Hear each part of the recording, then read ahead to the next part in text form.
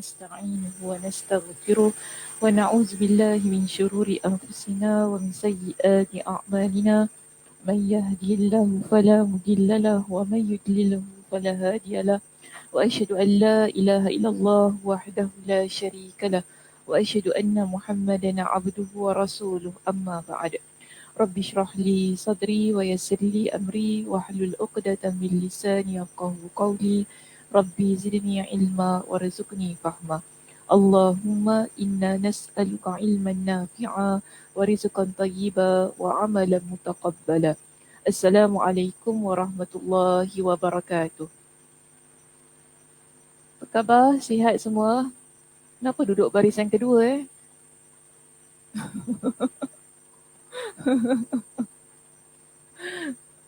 Takut sempit ya? Oh, okey. Tak apa. Dia cakap kenapa pula depan je kosong belakang. Okey, macam mana hari ni? Sejuk tak? Tak. Ha? Tak sangat Hari mendung kan? Hujan tak kat Choa Chu Kang? Oh tak hujan Sini macam dah hujan Oh semalam. Nak buka kipas juga.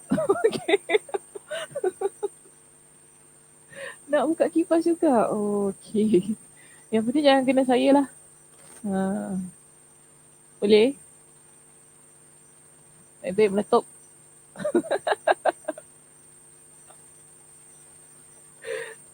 Takut meletup. Okey, hari ni muka surat berapa? 493. Betul ke? Okey. Last paragraph Masih ingat lagi kita bincang tentang apa?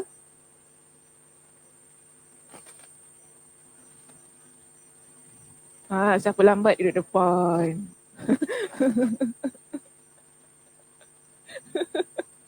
Alah, kena duduk depan je kena tanya tau. Jangan lama. Tak apa. Duduk sini dia duduk. Bagus duduk depan. Jangan takut. Okey, minggu lepas bincang tentang apa?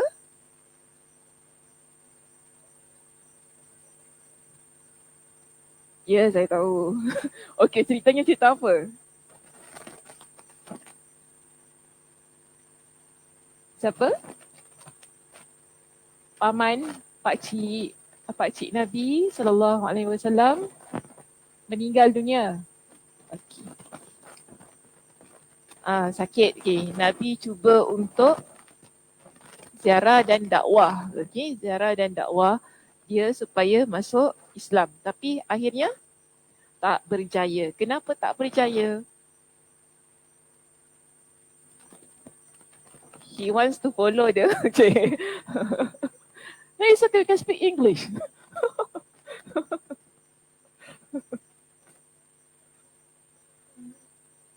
Oh, kerana dia nak ikut agama dia yang terdahulu, agama Abdul Muttalib, agama ayahnya lah.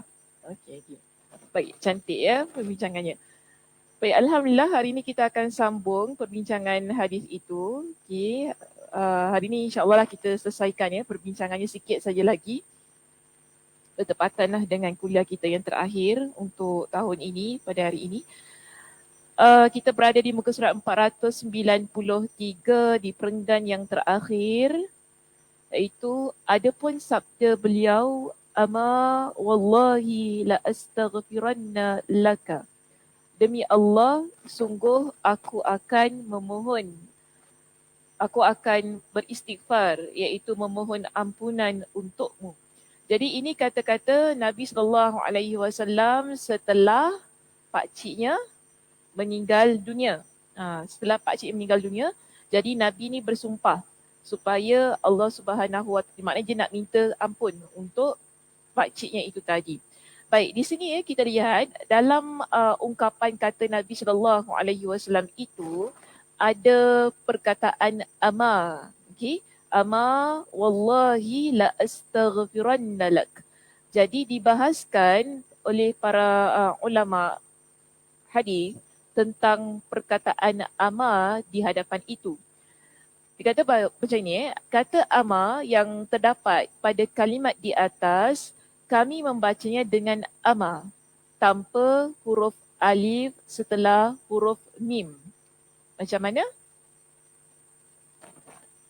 Macam mana Liza? Ama? Ama, okey. Jadi dia dekat dalam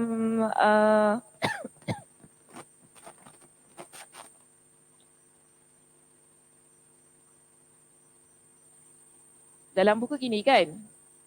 Okey. Tapi ada juga yang baca macam ni. Tak ada huruf alif dekat sini. Itu maksud dia. Okey, ni tak ada. Jadi dia kata ama, macam itu saja. Tanpa huruf alif setelah mim. Okey. Jadi dia kata apa lagi? Namun di dalam majoriti kitab, kebanyakan kitab rujukan disebutkan ama wallahi dengan huruf alif setelah mim. Tapi kebanyakan kitab yang kita baca pasti akan meletakkan huruf alif itu setelah huruf mim. Dan kedua-dua bacaan adalah sahih. Jadi sama ada kita nak ambil yang ini boleh, yang ini pun boleh. Tak ada masalah di sana. Mungkin nanti kalau kita ada baca kitab hadis ke apa kan, kita jumpa hadis yang sama. Tapi kenapa dia letak ama tu tanpa alif setelah mim? Dia bukan typing error lah kat situ. Maknanya memang ada cara bacaannya sedemikian. Okey, baik, seterusnya. Imam Abu Sa'adat Hibatullah bin Ali bin Muhammad Al-Alawi Al-Hasani yang dikenal dengan Ibn Ash-Shajari berkata di dalam kitabnya Al-Amali, kata ma yang terdapat dalam kalimat tersebut sebagai tambahan yang berfungsi sebagai taukid. Taukid ni maksudnya penekanan. Kita lihat tadi dalam teks itu kan Nabi kata ama wallahi.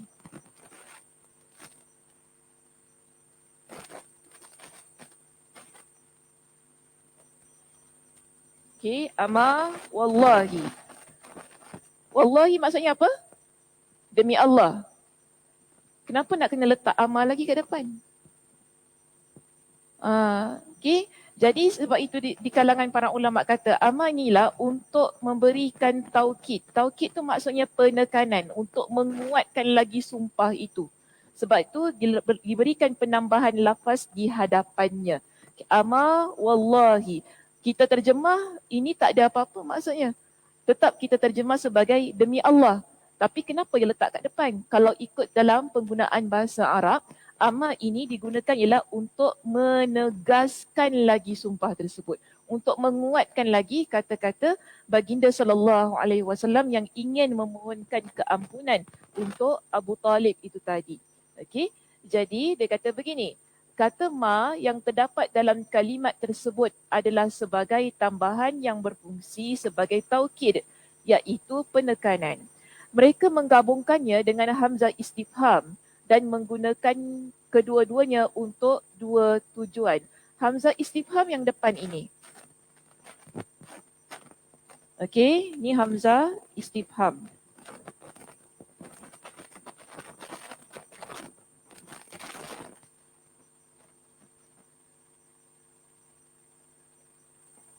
Jadi ma dan a dan ma digabungkan tujuannya sebagai taukid. Namun di sini ada dua lagi penjelasan yang diberikan kepada kita berkenaan dengan perkataan ama itu tadi.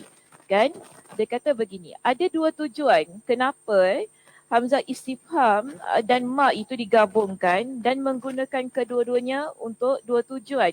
Iaitu pertama sebagai kesungguh-sungguhan pada perkataan mereka.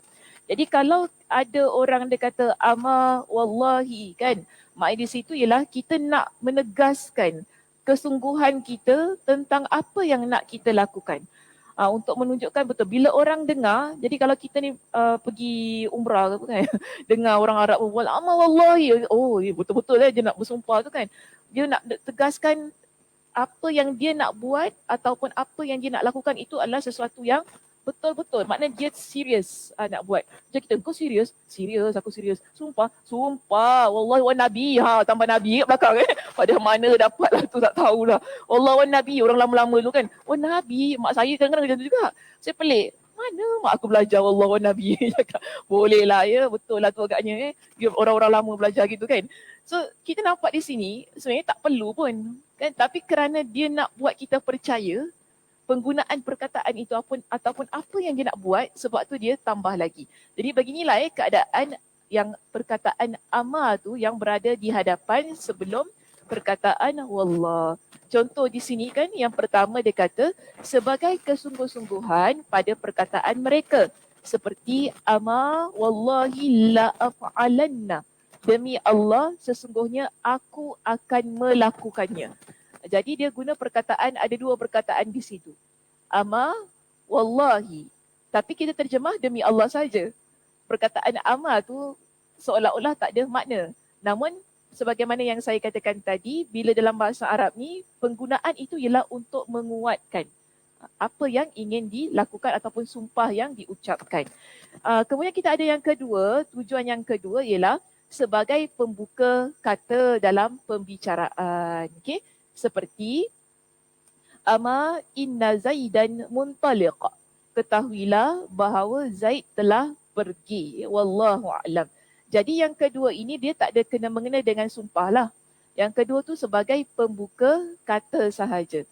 Macam mana nak cakap kalau kita punya bahasa? Kau tahu? Macam gitu. Itu kan bila kita berbual kan. Kau tahu apa dia?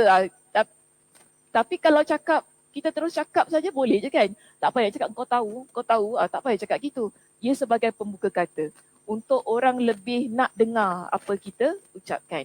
Jadi tujuan kedua ialah sebagai pembuka dalam pembicaraan. Sebenarnya tak perlu pun kalau nak gunakan perkataan itu. Okey, jadi inilah yang diterangkan oleh Imam An-Nawawi untuk perkataan ama yang berada sebelum perkataan wallahi, demi Allah. Baik, seterusnya. Di dalam hadis ini terdapat penjelasan tentang diperbolehkannya bersumpah tanpa harus diminta sebelumnya atau dituntut.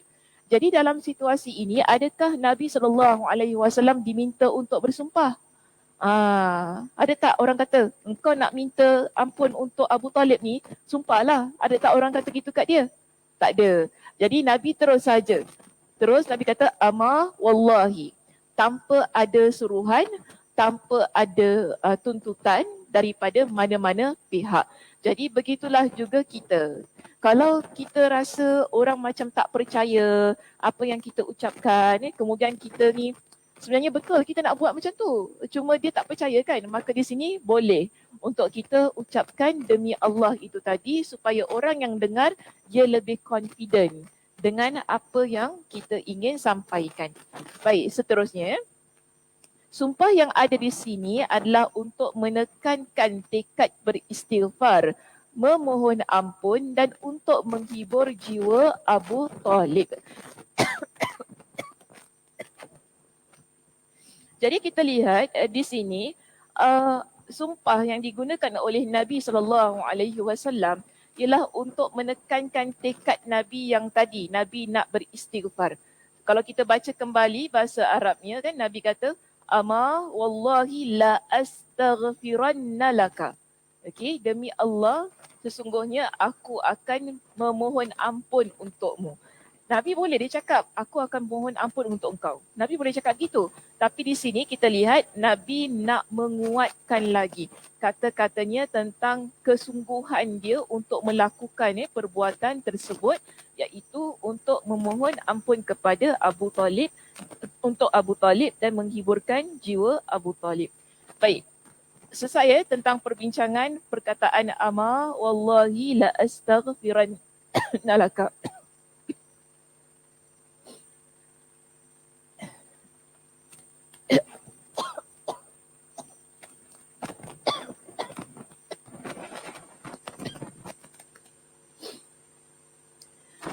Baik, seterusnya, kematian Abu Talib terjadi di Makkah sebelum hijrah. Apa maksud sebelum hijrah?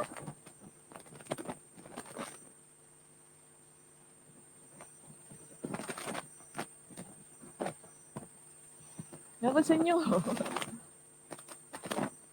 Sebelum hijrah ke Madinah. Okey, sebelum hijrah ke Madinah. Sebab hijrah ni ada berapa kali pada zaman Nabi? Dua. Pertama, Habsyah. Okay. Hijrah yang pertama ialah ke Habsyah. Hijrah yang kedua ialah ke Madinah. Jadi ini adalah hijrah yang dimaksudkan dengan hijrah yang kedua, iaitu hijrah ke Madinah. Abu Talib, kematian Abu Talib terjadi di Makkah sebelum hijrah. Ibn Faris berkata, Abu Talib meninggal ketika Rasulullah SAW berumur 49 tahun, 8 bulan, 11 hari. Dan Khadijah, Ummul Mukminin radhiyallahu anha, meninggal 3 hari setelah kematian Abu Talib. Kalau kita buka dalam kitab At-Tabaqat, Ibn Sa'ad, dalam kitab At-Tabaqat menyebutkan dengan pendapat yang berbeza. Di mana dia kata fasa kematian, maknanya antara Abu Talib dan juga Khadijah, dia kata 1 bulan 10 hari. Kalau kita rujuklah dalam kitab At-Tabaqat oleh Ibn Sa'ad. Namun di sini Imam An-Nawawi dia mengambil pendapat yang 3 hari itu. Jadi tahun ini kita panggil tahun apa? Tahun kesedihan dalam bahasa Arab?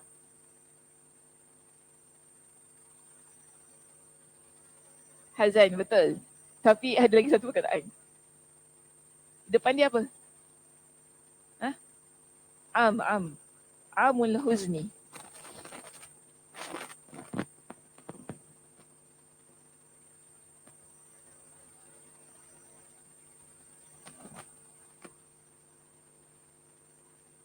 Okay, tahun kesedihan. Kalau kita buka dalam kitab-kitab sejarah tentang riwayat kehidupan Nabi SAW, peristiwa kematian Abu Talib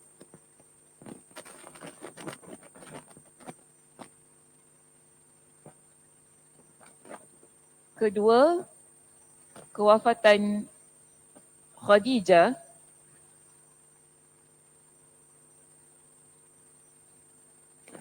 pada tahun ini kerana ia berlaku pada tahun yang sama, iaitu pada tahun ke-10 pengutusan Nabi SAW.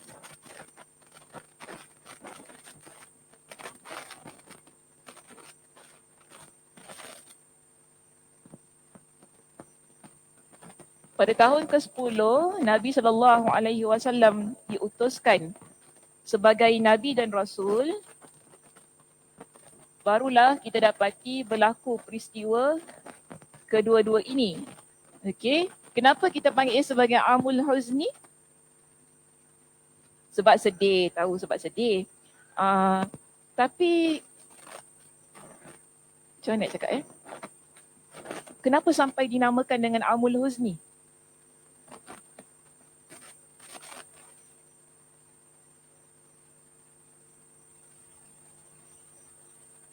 Masya Allah, 10 markah.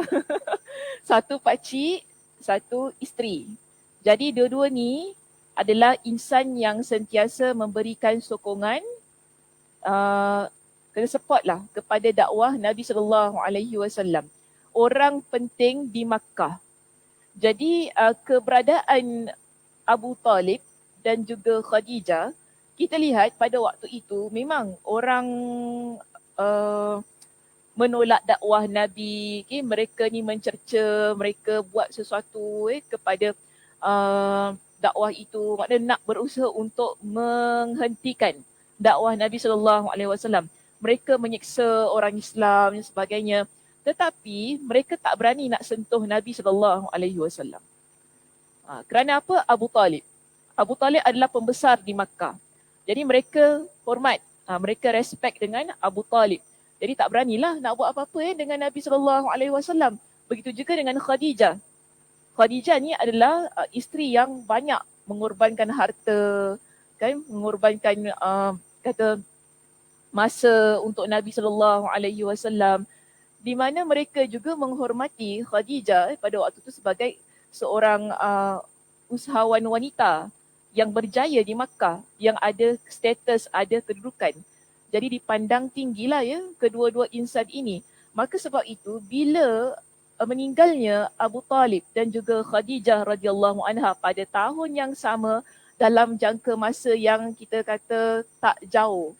Kalaupun kita mengambil pendapat daripada Ibn Sa'ad itu tadi ya, yang menyatakan bahawa jangka masa antara kewafatan Abu Talib dan juga Khadijah ialah 1 bulan 10 hari kan tadi. Dia kata kalau dalam kitab 3 hari. Sekejap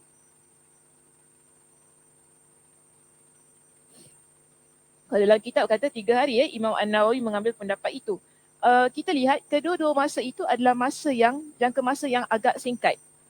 Jangan cakap 1 bulan tu masa yang agak jauh, tak jauh kan. Kita bayangkan kalau hari ini mak kita meninggal, tiba-tiba sebulan nanti bapak kita meninggal, rasanya sebab mak yang meninggal tu jiwanya belum lagi mantap tu.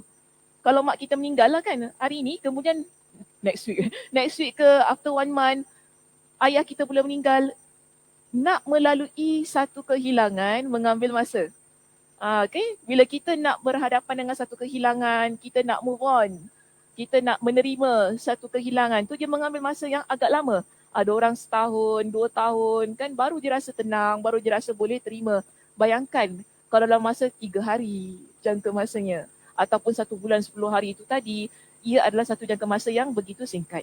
Jadi sebab itu di kalangan para ulama ketika mereka membahaskan tentang kewafatan Abu Talib dan juga Khadijah ini, mereka menamakan tahun itu sebagai Amul Huzni, tahun kesedihan bagi Nabi SAW.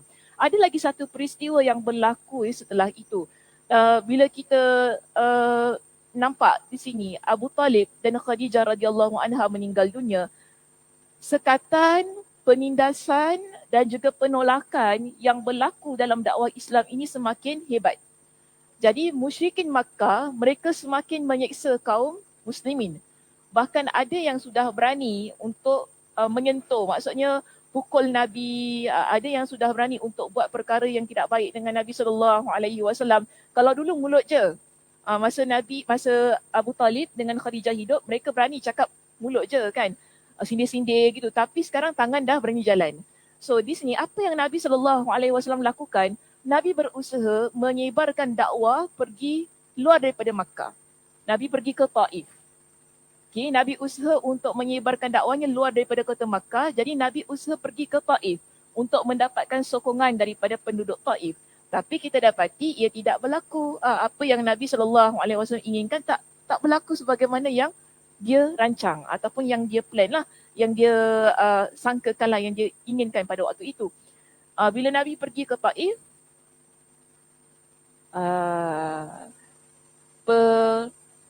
penentangan semakin hebat.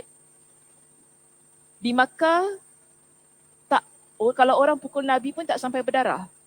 Tapi bila Nabi sampai ke Taif, penduduknya lebih dahsyat. Mereka pukul Nabi sampai disebutkan dalam kitab Ar-Rahiqul Makhtum, sandal Nabi tu basah dengan darah Nabi. Jadi ini Nabi kata itu sampai Nabi cerita kepada Aisyah radhiyallahu anha, ia adalah sesuatu yang lebih dahsyat daripada apa yang berlaku di Makkah. Okey, apa yang berlaku di Makkah. Sehingga Nabi keluar daripada kota Taif dalam keadaan yang penuh kesedihan. Di sini kita lihat ada 3 perkara berlaku lah sebenarnya pada tahun itu. Bukan hanya semata-mata tentang kematian dan kewafatan Abu Talib serta Khadijah, kita ada peristiwa yang ketiga yang berlaku setelahnya, iaitu kekasaran yang dilakukan oleh penduduk Taif kepada Nabi SAW.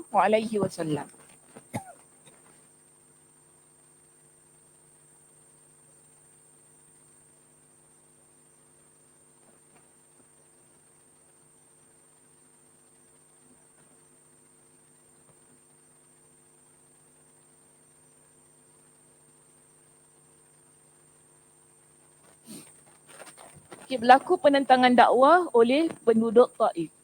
Baik, inilah kita lihat setelah ketiga-tiga peristiwa ini, Allah Subhanahu Wa Taala berikan kepada Nabi dengan satu mukjizat. Mukjizat apa kakak? Tak tahu. Kakak angguk-angguk macam aku tahu. Apa dia? Kak Zah? Ha? Nabi doa? Oh, itu masih lagi dalam kisah tu. Saya dah settle kisah tu. Cuma saya tak cerita tentang doa Nabi SAW lah untuk penduduk Taif tu. Sebab begini setelah tiga-tiga perkara ini berlaku, kita lihat musyrikin Makkah, mereka ni buat satu statement tau. Mereka kata, Muhammad mana Tuhan dia? Mana Tuhan dia? Tuhan dia tinggalkan dia. Kan? Tengok orang Taif pukul dia. Mana Tuhan dia? Sampai dia berdarah semua. Mana? Mereka persoalkan. Allah Subhanahu Wa Taala takdirkan peristiwa Isra' Mi'raj setelah itu. Okey, peristiwa Isra' dan Mi'raj setelah ini. Kalau kita rujuk dalam kitab Fiqhus Sirah, kitab Fiqhus Sirah ini oleh Syekh Said Ramadan Al-Buti, dia ketika dia menceritakan tentang kisah Isra' Mi'raj, dia berikan kepada kita dengan satu gambaran di mana kisah itu berlaku ialah sebagai kemuliaan yang Allah Subhanahu Wa Taala berikan kepada Nabi sallallahu alaihi wasallam setelah satu demi satu ujian yang ditimpakan ke atas baginda. Dia kata dalam ayatnya dia guna Syekh Al-Buti menggunakan perkataan takriman untuk sebagai satu bentuk kemuliaan yang Allah berikan kepada Nabi sallallahu alaihi wasallam wa tajdidan li'azimatihi wa thabatihi, iaitu untuk memperbaharui semangat Nabi sallallahu alaihi wasallam dan juga menguatkan semangat baginda sallallahu alaihi wasallam. Jadi kita biasa, kita kalau berhadapan dengan satu peristiwa yang amat menyedihkan, jiwa kita akan down kan? Okey, bayangkan Nabi SAW ini adalah manusia biasa ya. Ada jiwa dan perasaan. Ada rasa sedih, ada rasa down juga ya, yang Nabi SAW hadapi. Jadi bila satu demi satu peristiwa ataupun kita panggil sebagai ujian yang dihadapkan kepada Nabi SAW, pertama kewafatan pakciknya yang amat dia sayang, isterinya yang dia sayang kan, sampaikan bila Aisyah radhiyallahu anha cemburu sangat dengan Khadijah ni, Nabi marah dengan Aisyah. Nabi kata kau tak layak cakap macam tu. Sebab apa? Saat orang lain tolak dakwah, Khadijah lah orang pertama yang beriman kepada aku. Saat orang lain mendustakan aku, Khadijah adalah orang yang membenarkan aku. Saat orang lain menahan hartanya untuk diberikan kepada aku, Khadijah dia keluarkan semua harta dia untuk aku. Saat aku bernikah dengan wanita-wanita lain, Allah tak berikan zuriat, Allah berikan zuriat aku dengan Khadijah. Ini pujian Nabi SAW untuk Khadijah radhiyallahu anha. Betapa cinta dan sayangnya Nabi SAW kepada Khadijah radhiyallahu anha. Okey. So bila Khadijah radhiyallahu anha meninggal dunia, kemudian kita pasti dapati jiwanya amat sesak, jiwanya amat sakit sekali pada waktu itu. Sampailah pergi ke Taif. Pergi Taif, ingatkan dapatlah sokongan, dapatlah support daripada penduduk ini. Dia sekurang-kurangnya begini, kita nak kata kalau kita tak nak terima, tapi jangan sampai melukakan. Dia begitu. Satu penolakan pun saya rasa kalau orang reject kita pun dah satu menyakitkan, betul tak? Itu satu perasaan yang amat menyakitkan. Dan kita minta gini, orang tak bagi pun kita rasa macam apatah lagi kalau orang pukul kita. Ini yang Nabi SAW rasa. Kemudian diikuti dengan kecaman, hinaan daripada orang ramai tentang dakwah yang dibawa oleh Nabi SAW. Inilah yang Allah Subhanahu Wa Taala takdirkan Isra' Mi'raj itu tadi kepada Nabi SAW untuk memberikan satu keazaman, untuk menguatkan kembali, kita kata nak refresh kembali diri kita ni sebagai seorang hamba. Untuk menunjukkan juga bahawa Allah tak pernah tinggalkan Nabi SAW. Tak pernah sesekali Allah Subhanahu Wa Taala tinggalkan Nabi SAW. Apa pun yang Allah Subhanahu Wa Taala takdirkan dalam kehidupan Nabi, ia adalah sebagai satu ibrah, pengajaran, peringatan untuk menguatkan jiwa baginda SAW bahawa itulah dakwah. bila kita nak ajak orang lain kepada kebenaran, okay, kita nak relatekan dengan kehidupan kita ya, begini muslimah. Dalam hidup kita ini, kita tak semestinya apa yang kita hendak kita akan dapat. Betul tak? Sebab itu Allah Subhanahu Wa Taala letakkan ia kepada Nabi sallallahu alaihi wasallam. Allah berikan kepada Nabi dengan ujian kematian. Orang yang disayangi. Jadi bila kita ni nak jadikan Nabi sebagai role model kita, kita nampakkan Nabi sallallahu alaihi wasallam juga menghadapi situasi kematian isteri, kematian orang yang Nabi sallallahu alaihi wasallam sayang. Kita nampak bagaimana dia sebagai seorang manusia yang juga memiliki perasaan, kesedihan. Jadi senang kita nak apply pada konteks kehidupan kita. Oh, Nabi pun berhadapan dengan situasi-situasi begini. Bayangkan kalau Nabi ni tak pernah ada orang yang dia sayang tu meninggal daripada hidup dia. Macam mana kita nak apply? Macam mana kita nak jadikan Nabi sebagai contoh tauladan? Kita kata apa? Dia tak apps. Dia tak boleh nak ni tak boleh nak relate dengan hidup kita kan kalau itu tak berhadapan. Dan kita bayangkan kalau Nabi ni semua hidup dia senang aja. Apa yang Nabi nak dapat. Nabi dakwah terus orang terima. Kan? Nabi dakwah tak ada orang pun yang tolak. Nabi dakwah terus orang kata, Nabi, kita semua beriman kepada dia sebagai seorang Nabi. Kemudian kita pula hidup dalam keadaan yang mungkin ada yang susah. Kita hidup dalam keadaan kenapa kalau aku nak ajak orang kepada kebenaran, orang tak boleh terima. Orang tolak, orang hamun kita, orang maki kita, orang kata kita macam-macam. Tapi Nabi senang aja. Kita mungkin akan mempersoalkan sedemikian.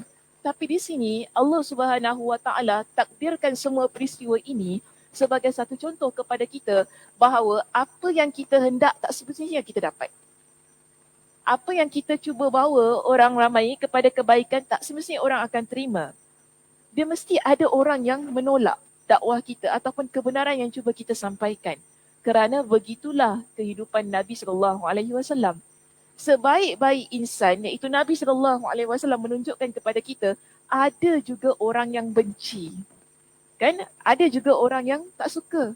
Ada juga orang yang tolak apa yang dia bawa walaupun ia adalah perkara yang baik. Jadi semua ini adalah sebagai pengajaran untuk diri kita sebagai seorang Muslim. Dalam keadaan kita hidup ini, pertama, kita pasti akan berhadapan dengan ujian kematian. Maksudnya, ada orang yang kita sayang, dia akan pergi daripada hidup kita.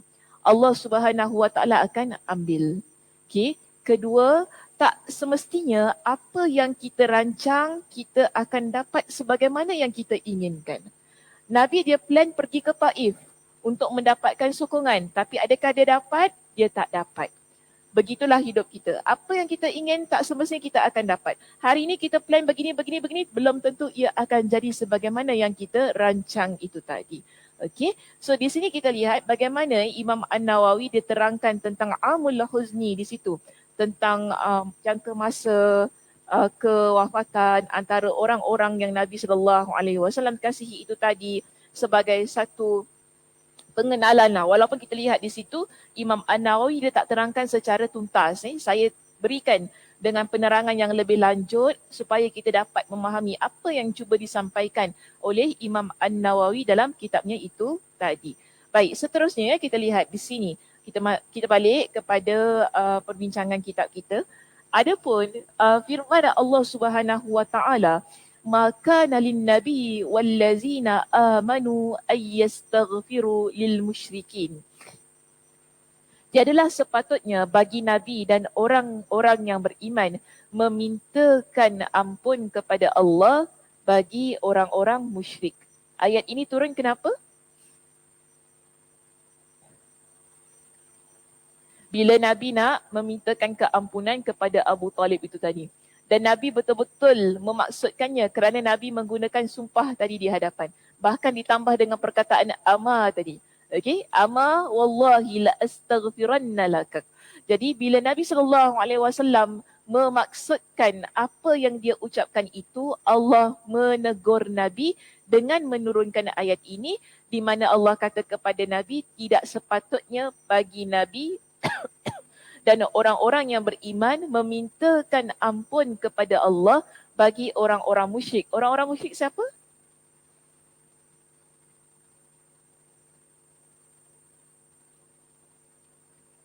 Orang-orang yang tidak beriman. Maknanya mereka yang mensyirikkan Allah Subhanahu Wa Taala. Yang mana mereka ni refuse lah, dia tak nak. Dia tak nak beriman kepada Allah. Kita dah ajak dia tadi. Okay, kita dah ajak dia tadi supaya beriman kepada Allah, tapi dia tak nak. Okay?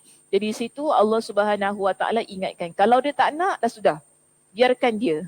Begitu. Tak payah paksa, tak payahlah kita sibuk-sibuk kan nak minta ampun untuk dia. Maka para ahli tafsir dan ilmu ma'ani berkata maknanya adalah tidak pantas bagi para nabi dan juga orang beriman memohon keampunan untuk orang musyrik ini kepada Allah Subhanahu Wa Taala. Artinya ini adalah suatu bentuk larangan bagi mereka untuk mendoakan orang musyrik. Okay, saya nak kecilkan lagi skopnya di situ, memohon keampunan, mendoakan, memohon keampunan untuk orang musyrik. Okay. Sebab dia tak salah kalau kita doakan kebaikan untuk non-Muslim, tak salah. Okay.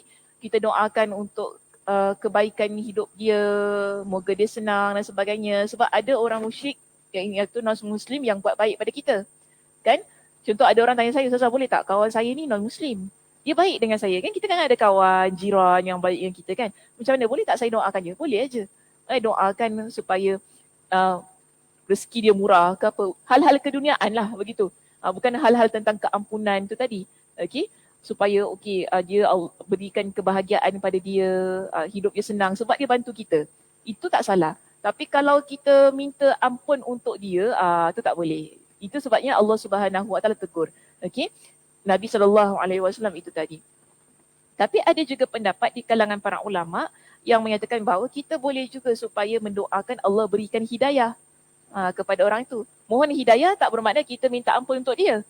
Bukan gitu ya. Hidayah ni lain. Maknanya Allah berikan petunjuk kepada dia. Itu boleh.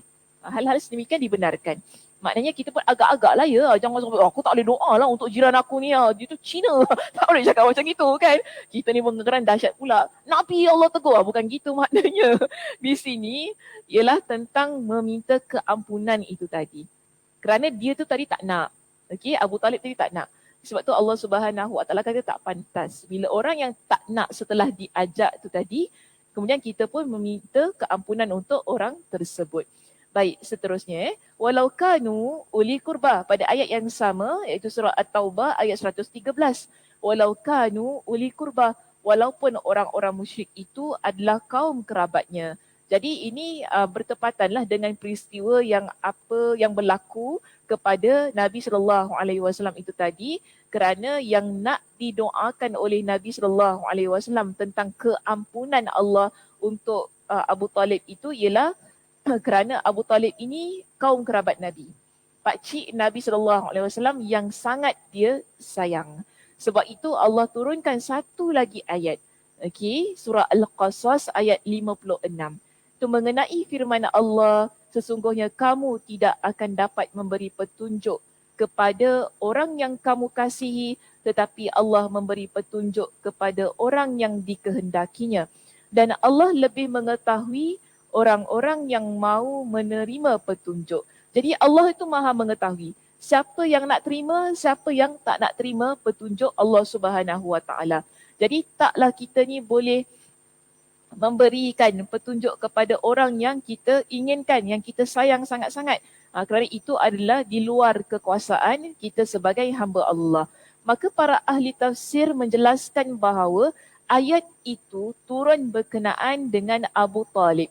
Itu surah Al-Qasas ayat 56 tadi. Okay, ia diturunkan khusus untuk Abu Talib. Namun kita lihat di kalangan para ulama tafsir yang lain, okay, ada juga menyebutkan, contohnya di sini Az-Zajjaj dan yang lainnya telah menukil penjelasan mereka, iaitu para ahli tafsir akan hal tersebut, di mana mereka kata sesungguhnya ayat tersebut bersifat umum. Maknanya untuk semua orang, bukan hanya untuk Abu Talib itu tadi. Kerana sesungguhnya tidak ada yang dapat memberi petunjuk dan kesesatan kecuali Allah Subhanahu Wa Taala. Jadi kita taklah kata ayat ni hanya untuk Abu Talib sahaja, tapi sebenarnya ia umum untuk kita semua. Jadi maknanya kita ni tak bolehlah memberikan satu petunjuk kepada orang yang kita sayang. Mungkin orang tu kita sayang sangat tapi degil sangat tak nak dengar cakap kita kan. Dia pergi jumpa bomoh contoh kan. Kita jangan fikir syirik ni tentang hal-hal orang keluar daripada agama saja ya. Tapi ada banyak perkara yang berlaku. Mungkin mak kita ahli sihir. Ahli sihir betul ada berlaku. Mak dia bomoh kan. Dia banyak kali cakap dengan mak dia. Dah mak berhenti-berhentilah pencen lah daripada jadi bomoh ni. Tapi mak dia degil. Mak dia nak juga kan ambil jin, ambil syaitan sebagai Tuhan dia, nak sembah tapi nampak pakai tudung. Macam gitu kan. Tapi pakai tudung. Secara zahirnya nampak begitu. Tapi hanya anak dia je yang tahu. So kita tak boleh kata kenapa mak saya tak nak beriman kepada Allah. Kenapa saya dah cakap dengan mak saya masih lagi? Sebab kita tak berkuasa tentang hal itu. Okay. Ini apa yang Allah Subhanahu Wa Taala ingatkan. Jadi ayat itu umum. Innaka la tahdi man ahbabta. Kita sayang sangat mak kita tu tadi. Dan kita kalau boleh tak nak mak kita ni mati dalam keadaan yang musyrik. Dalam keadaan yang mana tu dia tak beriman kepada Allah. Tapi dah dia pilih jalan yang sedemikian. Kita tak berkuasa. Okay, kita tak berkuasa nak bawa dia kembali kepada jalan Allah. Yang kita miliki kemampuannya ialah untuk ingatkan. Kita dah pernah bincangkan ya tentang hal itu pada hadis yang lepas. Kita cuma ada kuasa nak ingatkan mak kita. Beritahu dia tentang Allah. Ingat kembali kepada pangkal jalan. Tapi kalau dia masih lagi nak simpan saka dia contoh kan. Masih lagi nak bertuhankan kepada saka dia. Masih lagi nak tak boleh ni saka aku sayang saka aku. Daripada aku kecil dengan aku kan. Dah mendarah daging dengan aku. Kau ingat, engkau senang pun sebab saka aku ni. Mungkin dia cakap gitu dengan kita.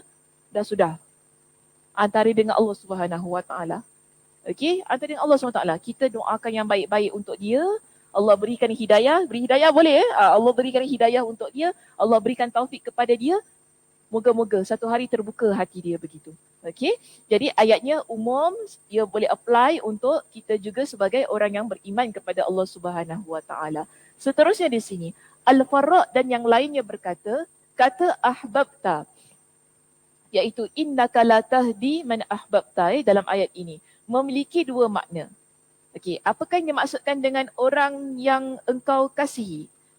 Okey, Imam Al-Farra dan yang lainnya, maknanya yang sependapat dengan dia, dia kata ada dua makna. Pertama, orang yang engkau kasihi kerana adanya hubungan kekerabatan. Ini maknanya ahli keluarga kita. Okey, mak kita, ayah kita. Ya, Ustaz Muslim. Kau main lagi berdiri kat situ ya. Keluarga kita, sepupu yang memiliki ikatan ataupun hubungan persaudaraan, pertalian darah. Yang kedua, orang yang engkau cintai agar dia mendapat petunjuk. Kalau yang maksud kedua ni, dia boleh luar daripada ahli keluarga kita. Maknanya kawan kita, kan? Kawan-kawan kita, klik lah. Kawan satu kerja, siapa-siapalah ataupun orang yang tidak kita kenali, kita baru kenal, ni semua termasuk pada bahagian yang kedua. Tapi kemudian kadang-kadang kita baru kenal, kita dah sayang kan, pelik juga itu. Boleh jadi tak kakak? Kita baru kenal tapi kita dah sayang, boleh jadi tak? Tak boleh. Alamak, dalam hati ada batu lah. Cinta pandang pertama, betul. Kadang-kadang kita tengok orang tu yang kita suka dia macam tu maksudnya saya. Kita nampak, kita tak kenal orang tu. Tapi baru berbual kejap, awak tinggal mana? Dia tinggal blok sini. Oh, dia berbual kan. Kerja apa semua. Nanti balik teringat je makcik tu Kenapa tiba-tiba dah sayang. Itu maknanya kan kita tak kenal dia, maknanya tak ada apa-apa pun. Tapi kita dah jadi orang, dia dah jadi orang yang kita sayang. Sampai kita doa, ya Allah mudah-mudahan Allah permudahkan kehidupan dia kan. Mungkin dia ada ceritakan untuk kepada kita masalah dia ke apa. Mungkin dia ada cerita, oh anak saya ni sakit lah ya, saya risau susah hati. Padahal baru kita dengar cerita dia kan, baru kenal. Tapi kita dah boleh doakan untuk dia, kenapa? Sebab sayang. Boleh tak? Boleh. Boleh berlaku. Okay? Tapi tak boleh lah kata minta, ya Allah engkau, aku nak je betul-betul masuk Islam. Tak boleh lah. Itu lain cerita. Ini yang maksudnya, innaka la tahdi man ahbabta. Engkau tak boleh beri hidayah kepada siapa yang engkau sayang. Jadi maksud engkau sayang itu ada dua. Satu ialah kerana kita sayang dia kerana kita ada ikatan persaudaraan. Kedua, boleh jadi kerana kita tidak ada ikatan persaudaraan tetapi kita sayang dia supaya dia itu mendapat petunjuk ataupun mendapat hidayah pada Allah Subhanahu Wa Taala. Baik, Ibn Abbas radhiyallahu anhuma, Mujahid, Muqatil dan yang lainnya berkata bahawa makna firman Allah dan Allah lebih mengetahui orang-orang yang mahu menerima petunjuk. Maksudnya di situ muka surat 495 ya, orang-orang yang telah ditetapkan dan ditakdirkan untuk mendapatkan petunjuk. Jadi Allah itu tahu siapa yang akan mendapat petunjuk, siapa yang ditakdirkan mendapat petunjuk. Contoh dalam kes kita di sini Abu Talib. Abu Talib, Allah itu maha mengetahui bahawa Abu Talib ni memang tak akan jadi orang yang beriman. Itu dalam pengetahuan Allah Subhanahu Wa Taala.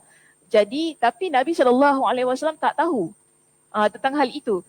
Namun di sana kita nampak Nabi SAW dalam keadaannya yang tidak mengetahui tetap mengajak, tetap berdakwah kepada Abu Talib. Namun Allah maha mengetahui yang Abu Talib dia tidak akan beriman kepada Allah Subhanahu Wa Taala. Okay, wallahu a'lam. Terakhir sekali di sini. Terakhir ke? Okey, terakhir. Kita ada perkataan Nabi yaquluna innama hamalahu ala dhalikal jaza'u la aqrartu biha 'ainak.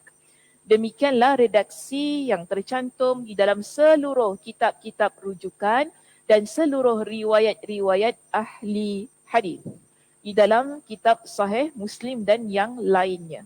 Al-jaza', apa maksud al-jaza' dalam perkataan ini ataupun dalam dialog ini? Maksudnya kegelisahannya, yakni dengan huruf jim dan zai. Jim dan zai, al-jaza'u.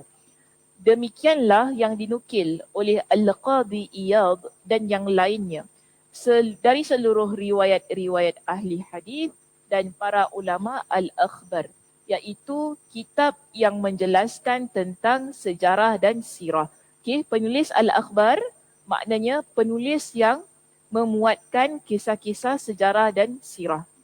Sedangkan sebahagian dari ahli bahasa berpendapat al-khara dengan huruf kha dan ra. Okay, jadi dia ada dua bacaan. Al-jaza'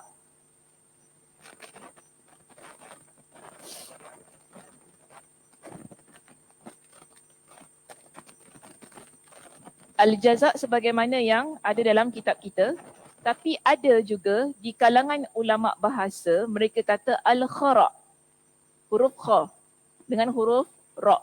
Okey, kha dan ra. Tapi dalam kitab jim dengan zai, al-jaza'. Jadi ulama bahasa dia kata apa? Ada juga boleh baca dengan al-khara. Kenapa dia kata gitu? Okey, kita lihat di sini. Huruf kha dan huruf ra yang difathahkan. Di antara orang yang mengatakan hal tersebut ialah Imam Al-Harawi di dalam kitabnya Al-Gharibiyin. Al-Khattabi menukilnya dari Tha'lab dan hal itu juga dikatakan oleh Shimr. Ni para ulama yang bersependapat dengan perkataan Al-Khara itu tadi.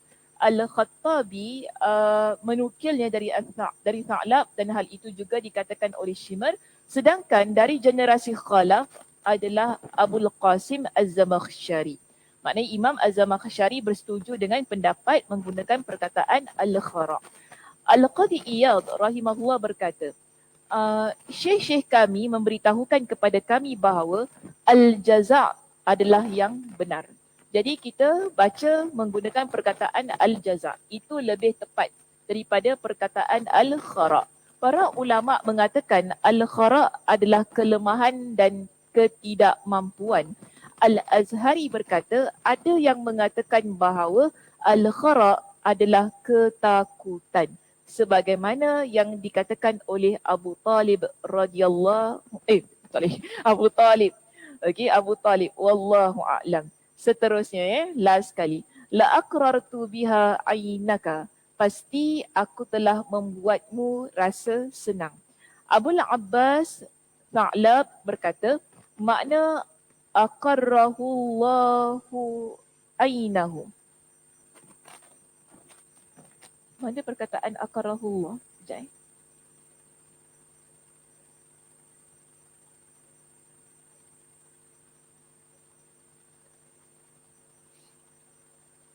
Okey, faham. Tak ada dalam buku. Ini dia jelaskan Sekarang perkataan ini la aqrartu biha ainak kan. Pasti aku telah membuatmu merasa senang. Jadi kalau kita guna perkataan aqarrahullahu ainahu. Kalau kita sebut perkataan itu,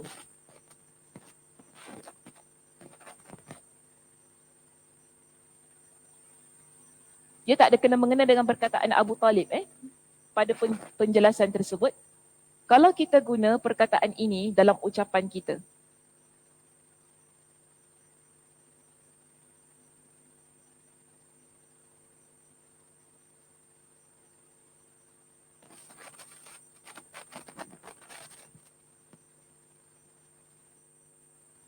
okey, aqarrahullahu aina. Kalau kita guna perkataan ini, dalam buku ada, dalam buku dah ada. Ini saya letak dalam bahasa Arabnya. Okey, aqarrahullahu aina, kalau kita ucap dengan ucapan ini kepada seseorang, maknanya di situ dia kata semoga Allah menghantarkannya kepada keinginannya sehingga dia rela dan hatinya menjadi senang serta tidak menginginkan sesuatu apa pun lagi. Jadi ucapan ini maksudnya begitu. Kalau kita jumpa seseorang, kita kata aqarrahullahu ainak ataupun aqarrakallahu ainak, kat situ kan kita doakan dia. Okey, ataupun kita nampak ada orang yang susah, kita pun kata aqarrahullahu ainahu, kita kata gitu, makna di sinilah sebagaimana yang dia terjemahkan di situ. Okey, semoga Allah memberikan kepadanya ataupun memberikan semua keinginan dia sehingga dia jadi rela dan hati dia pun jadi senang serta tidak menginginkan sesuatu apa pun lagi. Dan kita lihat di sini Imam Al-Asma'i dia berkata, maknanya kalau kita guna perkataan aqarrahullahu ainah itu tadi, kita doa untuk orang tersebut ialah semoga Allah membuat titisan air matanya menjadi dingin kerana hal tersebut sebagai tanda kebahagiaan. Mungkin kita nampak orang itu susah, daripada jauh kita tengok TV kan. Tengok TV kan, kesian orang ni dia nangis-nangis cerita pasal diri dia. Kita pun kata aqarrahullahu ainah. Kita kata gitu kan. Semoga Allah menjadikan titisan air matanya tu dingin dan menjadikan ia sebagai sesuatu yang membahagiakan untuk diri dia lah. Ini doa untuk seseorang. Jadi ada yang mengatakan bahawa maknanya adalah semoga Allah memperlihatkan kepadanya sesuatu yang membuatnya bahagia. Jadi bagi saya doa ini kalau kita baca untuk seseorang itu, bila orang tu dalam keadaan yang mungkin dia sedih, dia menghadapi satu peristiwa yang amat menyesakkan jiwa dia. Jadi kita pun doakan untuk orang tersebut dengan doa ini. Aqarrahullahu ainahu. Semoga Allah memperlihatkan kepadanya sesuatu yang membuatnya bahagia. Wallahu a'lam. Alhamdulillah. Selesai ya perbincangan kita untuk hadis kita yang keberapa ni? Yang ke-12. Boleh tahan juga Sampai hadis yang ke-12 boleh tahan. 11. Alhamdulillah. Okey, ada apa-apa soalan? Ya.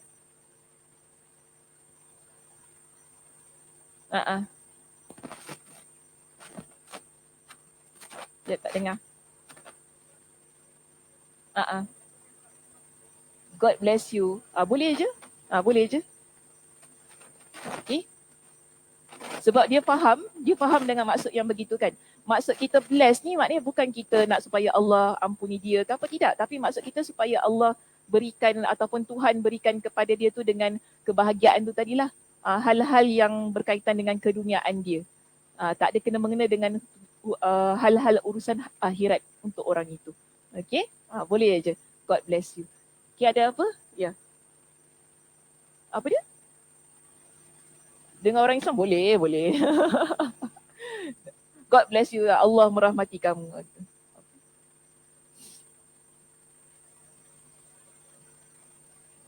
Macam mana tak dengar?